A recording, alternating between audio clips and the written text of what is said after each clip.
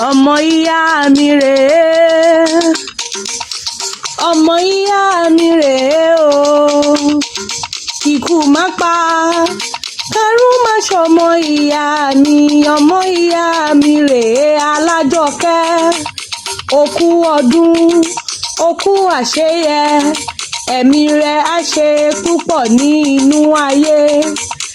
Alájọkẹ́ o, Ọláwùnmí Florence gbéra ńlẹ̀ kó dìde ọdún ẹ̀ lóde. Ọmọ Láwọlé, mo kí o kú ayẹyẹ orí kádún. Aya ọmọlẹ̀kùn ẹ̀ ò wá ní fèyí ṣòpin láṣẹ àdáni wáyé.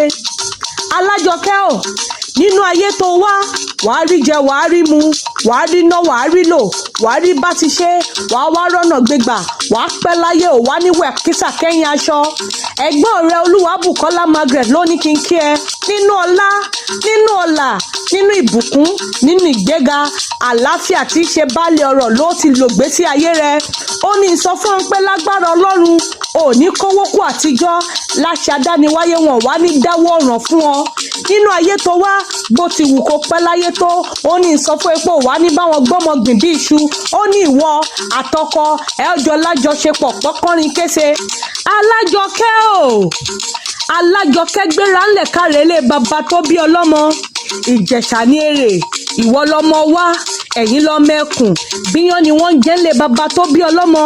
Ìjẹ̀ṣà yóò rí ìdí ìṣáná torí ilé lẹ́rú wa ti múná roko. Kọ́ má sọ pé ò lágídí mọ́, ìrẹ́jẹ ni bàbá ńlá tó bí yóò fẹ́. Ẹ̀yin lọmọ ẹlẹ́ni àtẹ́ka, ẹ̀yin lọmọ ẹlẹ́ni ẹrẹlẹ, òṣèré ni yín. Ẹ̀yin lọmọ olóbì ìṣèjé, òṣèré ni yín.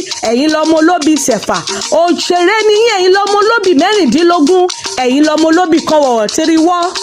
Ẹ̀yin lọmọ olóbì kan wọ̀wọ̀ tírí wọ̀. Èyí tó fẹ́ ni á wọ̀ sínú ẹrù ẹni, èyí tí ò fẹ́ yín á sì wọ̀ sínú igbó. Torí ẹranko igbó aríhun jẹ. Ìjẹ̀ṣà ní èrè, ọmọ ẹlẹ́ni àtẹ́ka, ẹ̀yin gangan lọmọ ẹlẹ́ni ẹrẹlẹ. Alájọkẹ́ o, níwòyí àmọ́dún wọn wá ní fi ẹ́ ṣàwátì, nítorí pé ọdọọdún là ń rórógbó, ọdọọdún là ń ráwùsá, ọdọọdún là ń ró mobì lórí àtẹ. Lágbára Ọlọ́run ò wá ní fèyí ṣòpin. Happy birthday to you ma, long life and prosperity.